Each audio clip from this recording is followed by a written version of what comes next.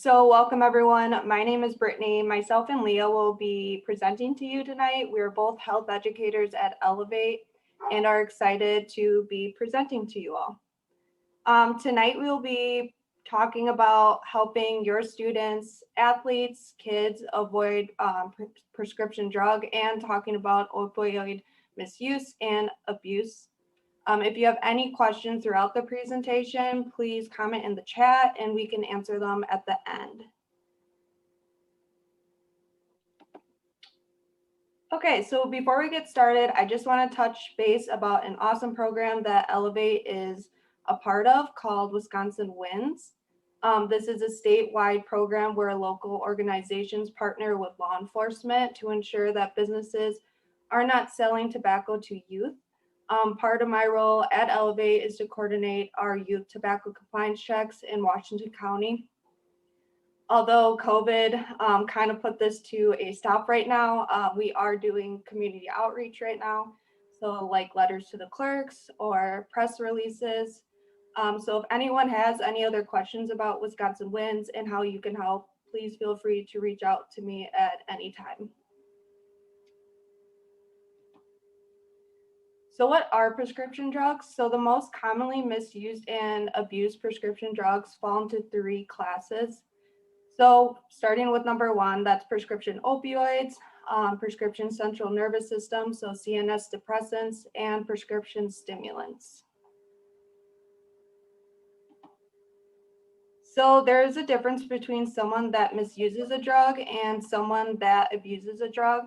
So misuse may involve not following medical instructions, but the person taking the drug is not looking to get high. So sometimes the misuse can be accidental, whereas abuse is the use of medication without a prescription. So to use in another way as prescribed, or for the experience of feeling high.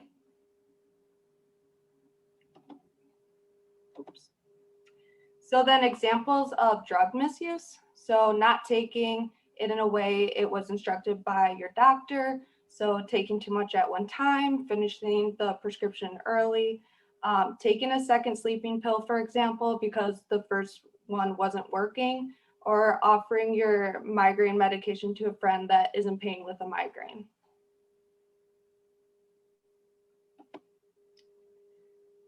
So examples of prescription drug abuse. So this is the fastest growing drug problem in the United States. So here's some examples. So to get high, to relax and relieve tension, reduce appetite and increase alertness, experiment with mental effects of the substance, maintain an addiction and prevent withdrawal, maintain or to be accepted by peers and to be social, or to even improve concentration, academic, or work performance.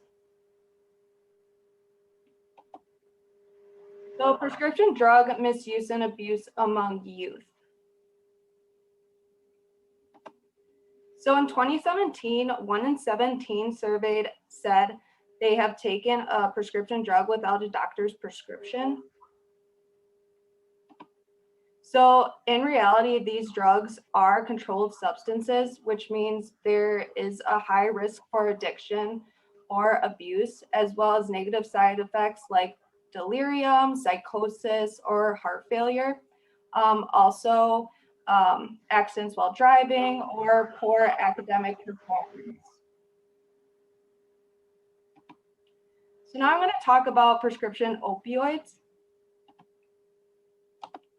So what are prescription opioids? So this is like Oxycodone, hydrocodone, or meperidone. Opioids are used to treat pain, relieve coughs, or diarrhea. Factors that place youth at risk for misusing prescription opioids. So adolescents' brains are not yet fully matured, and they aren't fully matured until about 25, which makes them more susceptible to engaging in risky and impulsive behaviors such as substance use. Misuse could stem from relieving physical pain, from medical procedures, curiosity, socializing, or even peer pressure.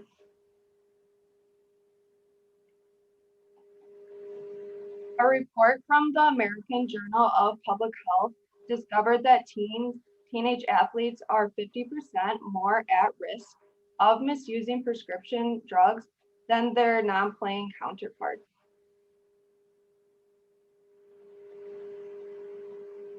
Studies have shown that approximately 20% of young people ages 12 to 17 have used prescription opioids for non-medical purposes.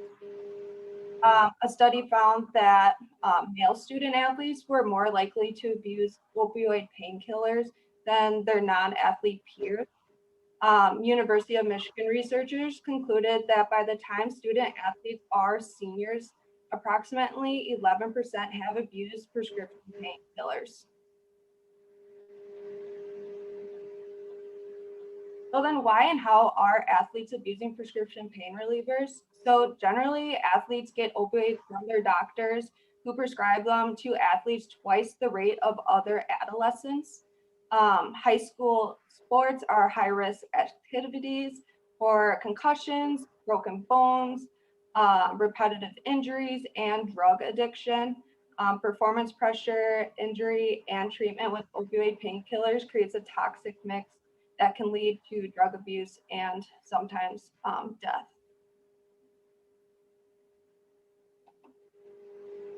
So stakes associated with high school sports like college scholarships, professional careers, as well as issues of the community pride and team expectations. Many athletes request pain relievers so they can continue to play with injuries. Other why and how athletes abuse prescription pain relievers is because of stress management or to cope with poor performance or pressure to succeed.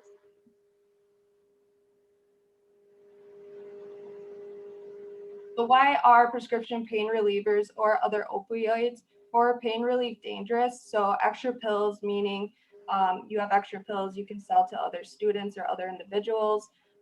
Individuals like the feeling they get from opioids, dependency, intolerance, respiratory arrest, and other mental side effects.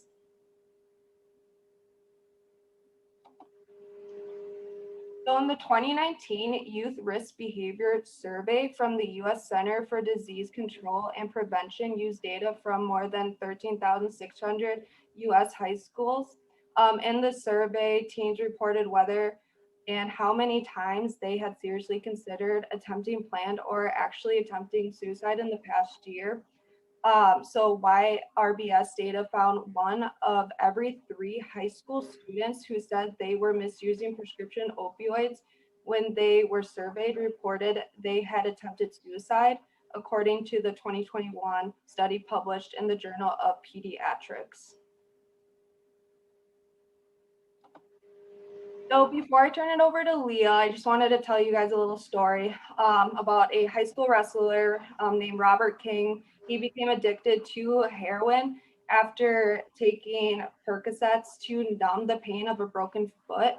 Robert King turned to heroin after several years of using pain medication, realizing heroin was that less expensive choice. And unfortunately, this is not uncommon in the world of high school and college athletes as well. All right, thank you, Brittany. Before I get started on talking about prescription stimulants, really quick, I just want to reintroduce myself. My name is Leah Mahoney. I've been an educator at Elevate, working in the middle schools, teaching Too Good for Drugs for a little over 3 years now. So Brittany just finished talking about the dangers of abusing prescription opioids. And so I'm going to start by talking about abusing or young people abusing prescription stimulants. So prescription stimulants, some examples of these types of drugs would be methylphenidate, also known as Ritalin, or amphetamine or dextroamphetamine, which is also known as Adderall, or more commonly known as Adderall. Okay, so why are people prescribed prescription stimulants? Usually prescription stimulants are used and can be treated to treat narcolepsy, as well as hyperactivity disorders like ADHD or ADD.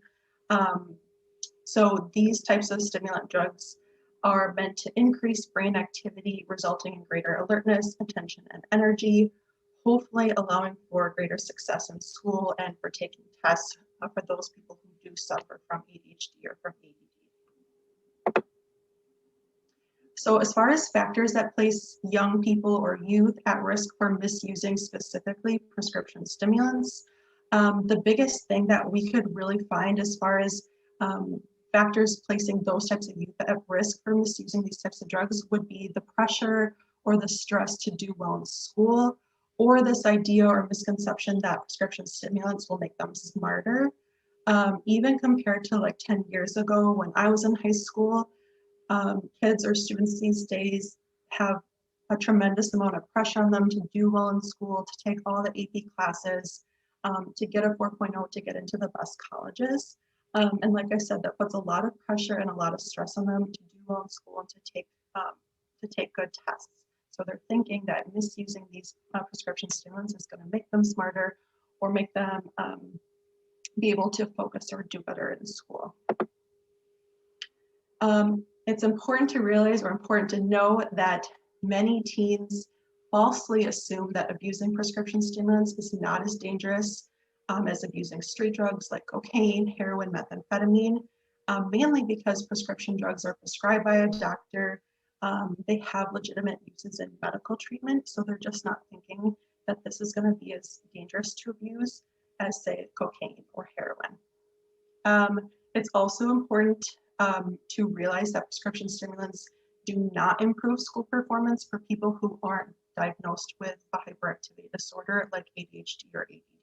In fact, a lot of times abusing prescription stimulants can affect sleep if you don't have ADHD or ADD, which obviously is vital. It's super important for memory and learning, which contribute to taking good tests and doing well in school. So a lot of times it can do actually the exact opposite for people that don't have those types of disorders.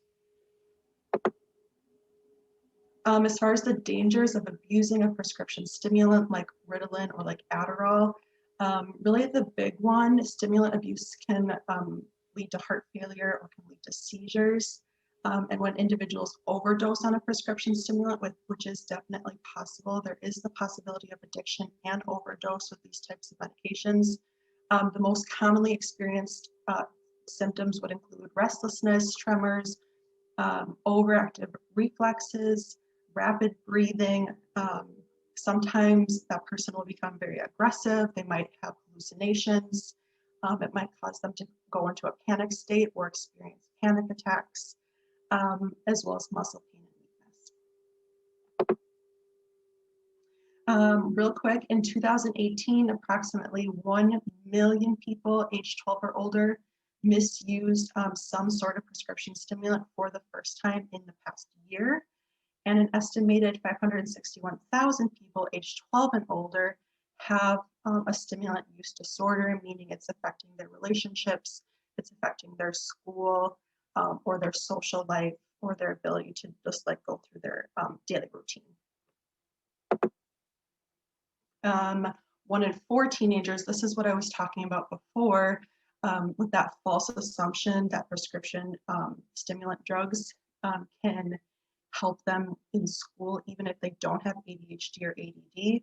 1 in 4 teenagers believe that prescription stimulant drugs can be used as an effective study aid, which we know already is false. It isn't true unless you do have that chemical imbalance in your brain. People that have ADHD or have ADD have that chemical imbalance in their brain. The prescription stimulant is meant to correct that chemical imbalance, and that's what helps them study and do better in school. Like I said, if you don't have that chemical imbalance, it's not going to work the same way for that type of individual. And then lastly, as we're going through the 3 main types of prescription drugs that are abused by young people, the last one would be prescription depressants. Prescription depressants are sometimes referred to as central nervous system depressants, or CNS. They might even be called tranquilizers. So some common terms here would be luminol. Maybe you've heard of Valium or Xanax. And then how are prescription depressants used or prescribed correctly? These drugs are meant to slow brain activity, making them useful for treating anxiety disorders, panic disorders, acute stress reactions, or people that struggle with their sleep, people that struggle with a sleep disorder. So it's meant to slow down that brain activity so that anxiety is less, panic disorders are less, and it might help sleep disorders as well. Why might students and athletes or young people in general abuse a prescription depressant? This one was a little bit harder to find compared to like factors that lead to opioid misuse or factors that lead to stimulant abuse among young people. The biggest thing that we really found when we were doing our research on prescription depressants was peer pressure to use, curiosity to use, or just wanting to experiment. Sometimes there's maybe that pressure or that curiosity just of taking someone else's prescription medication, maybe because they're having trouble sleeping and they're thinking, well, if it's going to help this person and their stress and their sleep, it's going to help me too. They might be chasing a high. They might be taking a prescription depressant without a prescription, maybe with other drugs or to counteract the effects of other drugs, such as stimulants. Maybe their intent is to mix them with other substances, alcohol, or maybe even prescription opioids, or they're using it for stress relief. So there's a lot of different reasons someone might abuse a prescription depressant. Why are specifically these types of depressants dangerous? The effects of misuse, meaning you were not prescribed it, you don't need it for any of those specific reasons I just talked about before. The effects of misuse would include slurred speech, confusion, poor concentration, dizziness, confusion, I said that, sleepiness, or a lack of coordination. There is definitely potential for addiction. Prescription depressants can be extremely addicting, as well as that potential for overdose as well. As far as the short-term and long-term effects go, I won't go through all of them, but I'll go through a couple of them. Short-term effects of abusing a prescription depressant to help with stress relief or to help with sleep would be slow brain function. Again, this makes sense. Prescription depressants are meant to slow down our brain activity or an individual's brain activity. So this makes sense. Slowed brain function, a slowed pulse or breathing, lowered blood pressure, the confusion, the dizziness, the fatigue. As far as long-term effects go, there's a potential for memory loss, for poor judgment, loss of coordination. And if it's really prolonged, the use of prescription depressants or abusing those depressants is prolonged, there's that potential for paranoia or even suicidal thoughts. So what can we do as adults? What can we do as a teacher, as a coach, or as a parent to help communicate the dangers of these types of prescription drug abuse with our children? How can we communicate this effectively? And the biggest thing that kept popping up was recognize the signs that could indicate a substance use disorder or if someone's misusing or abusing a prescription medication. What we're looking for is what's called like a cluster effect. Obviously, like sometimes people are confused. This is how we kind of explain it to our Too Good for Drugs kids. Sometimes people get sick, or sometimes people, just because you're sick or you're confused, you're not feeling particularly well that day, doesn't necessarily mean that your friend is abusing or using drugs. But if you notice a lot of these signs and it's happening really quickly and it seems like some of them are kind of extreme, like they went to having a ton of friends and being super social and now they've just completely isolated themselves, that might be a huge indicator that someone is misusing or abusing the substance. So some things to look for as far as physical things you can look for would be, the biggest one would be the weight changes.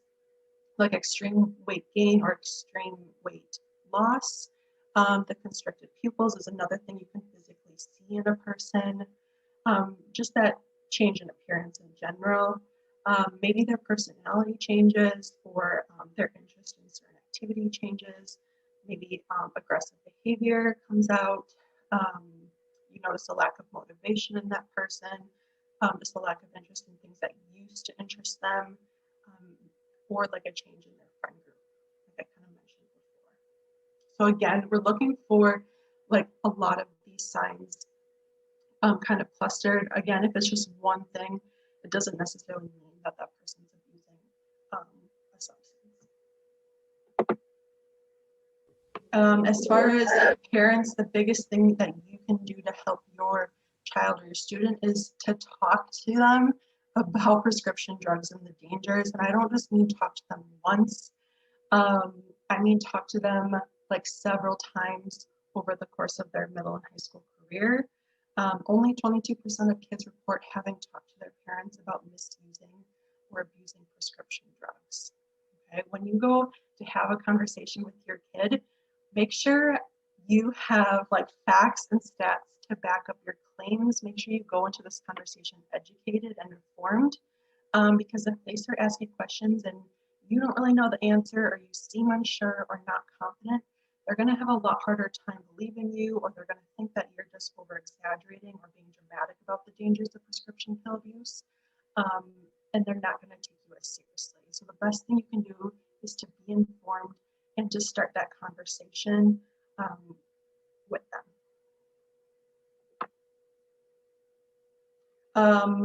Some other tips real quick. The first one I mostly already spoke on. Speak to your teens about prescription medications. Do not presume that illegal drugs are the only threat, and remind them that taking someone else's prescription or sharing theirs with their friends is actually illegal. So not only is it unsafe or dangerous to take someone else's prescription medication or share theirs with someone else, it's actually illegal to do so. I would also encourage your teen or young child to ask you or a doctor about the negative side effects of a prescribed medication, how to watch for them, and what to do if a negative effect is suspected. So usually taking a prescription medication that is prescribed to you is safe, it is effective, but even prescribed medications can sometimes have negative side effects. So if your child is prescribed a prescription, make sure to kind of communicate to them to watch out for any negative side effects that could potentially lead to addiction. Number 3, alert your family physician that you are concerned. This is if you have concerns that your child is actually misusing or abusing a substance, and ask him or her to speak to your teen about the importance of proper use of prescription medications. So it's one thing, and it is a good thing for them to hear it from you. But if they hear it from someone else, especially a doctor, that just kind of reinforces and backs up what you're trying to get across, what you're trying to say. And then lastly, monitor your teen's use on the internet, especially for any illegal online purchases. One of the biggest reasons that youth misuse and abuse of prescription medications is kind of skyrocketing is that it's becoming just a lot more easily accessible. And one way is because of the internet. And then lastly, this is really specific to parents, but recognize addiction in your family. Don't dismiss addiction in your family. Don't deny it. Use it as a way to remind them of your child's elevated risk. If you know that addiction runs in your family, a person's genetic makeup is a huge factor that plays into whether or not they might develop a substance use disorder.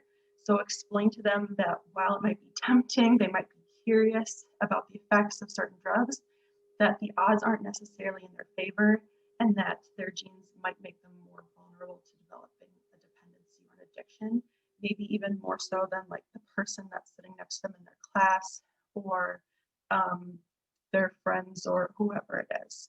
right? Maybe like they both go to a party and they both drink alcohol at the same time. And one person becomes addicted and one person doesn't. Maybe it's the last time for one person, and for the other, it's just the beginning of an addiction. And the only reason or factor that really goes into that would be that person's genetic makeup. It's not the only factor, but it's a huge factor whether or not someone develops a dependency or an addiction. So as far as what teachers and coaches can do, teachers, be a good source of information. Again, I kind of talked about this when I was talking about what parents can do, but try to start up a casual conversation. Really the biggest thing, especially if this isn't your forte or this isn't your subject, show them that you care, let students know that you care about their health, you care about their wellness and success, and then at least get them connected with the right like school resource person. Even if it's not you, make sure they get connected to the right person. And then lastly, use evidence-based drug prevention in the classroom. This is what Brittany and I do, teaching Too Good for Drugs in both Waukesha and Washington County middle schools. It really, really helps going in week after week after week for 10 weeks, getting these ideas and concepts reinforced in 6th grade, and then we come back in 7th grade and do it again. It can be really helpful to have that sort of consistency in the classroom when it comes to drug education and drug prevention. As far as coaches, the biggest thing is to let your athletes rest and let injuries heal, and don't encourage them to play through the pain. So this is, I think, a huge thing, especially now with all the pressure to do well in school and to do well in sports, and not let your teammates or your coaches down. And that's what leads student athletes to illegal prescription opioids, because they just want to play through the pain. They don't want to let anyone down. But if you can not encourage that sort of mentality and kind of encourage them to rest and let injuries heal, that's going to go a long way. And then lastly, this one might seem pretty obvious, but avoid any unsupervised access to painkillers. As far as being a leader in our community in Waukesha and Washington County, start a conversation at a younger age. This is true for parents, teachers, and coaches, anyone working with young people, with youth. When Brittany and I tell people that we start having the conversation, we start drug prevention in 6th grade with like 10 and 11-year-olds, sometimes people are pretty surprised by that. But it wouldn't make sense to start it older. Sometimes by 13, 14, 15 years old, a lot of kids have already started to experiment with drug use. So kids who learn about the dangers of drug use early and often are a lot less likely to develop an addiction than those kids who do not receive those types of critical messages at home or at school. As far as my topic ideas to get you started, sometimes starting that conversation can seem really awkward. You don't really know where to start or how to start. Some good topic ideas would be just number one, emphasizing the dangers of prescription pain medication. Using prescription drugs is illegal if you take them without a prescription. And even if you do have a prescription for pain meds, I talked about this earlier a little bit, they can still be unsafe. They can still be addictive. Unfortunately, even if you're following the prescription as directed. And lastly, you can overdose on prescription pain meds. And not just prescription pain meds, but prescription stimulants and prescription depressants as well, just like you can overdose with heroin or with cocaine or methamphetamine. And then again, one talk is not enough when you start these conversations with your students or with your athletes or with youth. Again, one talk isn't enough. Have these conversations whenever it seems necessary to really reinforce these types of ideas and concepts and these types of attitudes and beliefs. It'll really go a long way. Another way to lead efforts in our community is to get involved in a community organization. So if you're already a member, that's awesome. But Elevate supports and is involved with a lot of different local service clubs and organizations. The Washington County Heroin Task Force is a huge one. The Waukesha County, there's also a heroin task force in Waukesha County, Germantown Youth Futures, as well as the Elevate Communities Project. And there's work being done in Waukesha, the city of Waukesha, as well as in Menominee Falls for those. So if any of these seem interesting to you, I'm not going to go into too much detail on each of these organizations, but if you live in Germantown or you live in Waukesha or Menominee Falls, please reach out to Brittany or I, and we can get you connected with the right information, or at least connected with the right person who to talk to on getting more involved in these organizations. Lastly, how do we decrease access in our homes and in our communities? This is a huge one. Oops. The best way to decrease access in our homes is to dispose of any unused or expired medicine. So this would include both prescription and over-the-counter medications. So drop them off at a medication drug take-back site, location, or program immediately, as quickly as you can, as quickly as or as soon as they're not being used or they become expired. Police stations in Waukesha and Washington County all act as drug take-back sites. All you have to do is take those unused or expired medications into the police station, and usually there's like a medication disposal where you can get rid of those. If for some reason you cannot get your prescription drugs back to like a disposal site promptly, or there is none near you for some reason, and your medication is on the FDA flush list, your best or next option is to immediately flush those potentially dangerous medicines down the toilet. And if those medications are not on the flush list, you should follow these instructions to discard of the medicines in your trash at your home.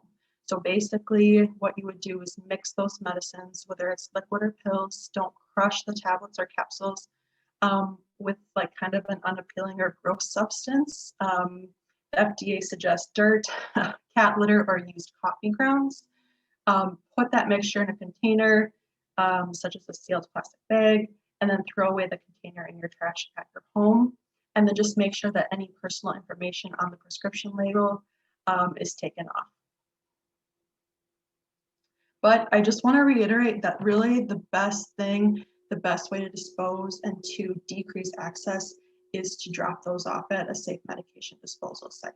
And again, in both Waukesha and Washington County, those sites, because really you can do it at almost any police station, are everywhere.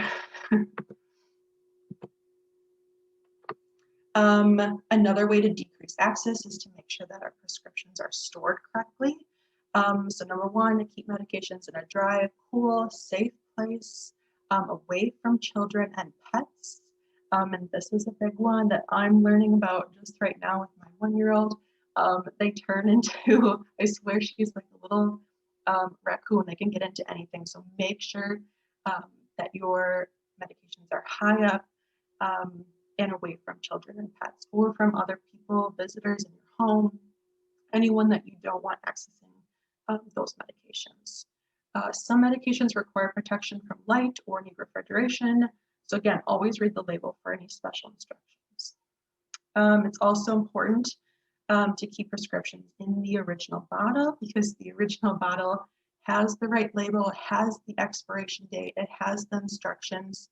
And if you put it into like a clear, like not labeled baggie or case, you forget what it is and why you're taking it and how much to take. So it's best to keep those prescriptions in the original bottle.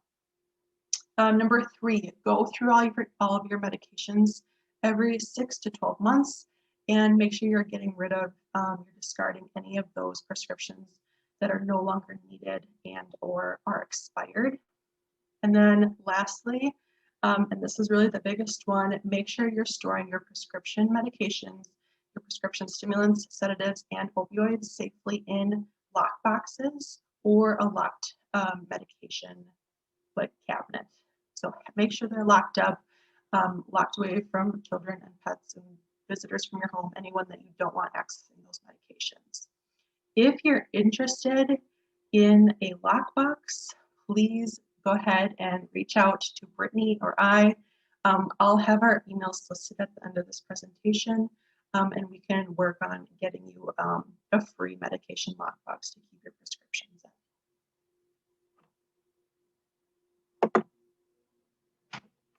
in. Okay, how do we decrease access? Parents and pharmacists can help young people understand instructions for taking their medications, along with how the medication works for their specific condition. And this is true even for like over-the-counter medications. If your young person, if your young child or teenager has a headache or even just like a cold or cough symptoms, help them read the back of the box or the label on the bottle. Make sure they understand like the warning signs. Make sure they understand the dosing information, because that can help lead to healthier habits down the line, right? Making sure you're reading the label correctly, and make sure they do it every single time. Being aware of potential interactions with other drugs or alcohol. They should already know this. Your doctor should be aware of any other drugs you're taking. If you drink alcohol or any other drugs, that's something that's discussed with your doctor. But again, like making sure that your teenager or your child understands or they're aware of the potential interactions with other drugs or alcohol. Here it is. Sorry, I didn't mean to skip it, but this is a really good slide, so I'm glad you caught that, Michaela. So before I was talking about like start the conversation with your kids, have that conversation, talk, but it's also really, really important to model appropriate behavior when it comes to alcohol and other drugs. And so it's really important to realize or to understand that young people, they don't always do what you say, but they will do what you do, right? So observing adults having fun without alcohol or any other types of drugs, tobacco, marijuana, prescription pills, or demonstrating that they can refuse a drink and not have alcohol as the central focus of social gatherings can positively shape a young person's understanding of the role alcohol, and not just alcohol, other drugs as well, may or may not play in their life.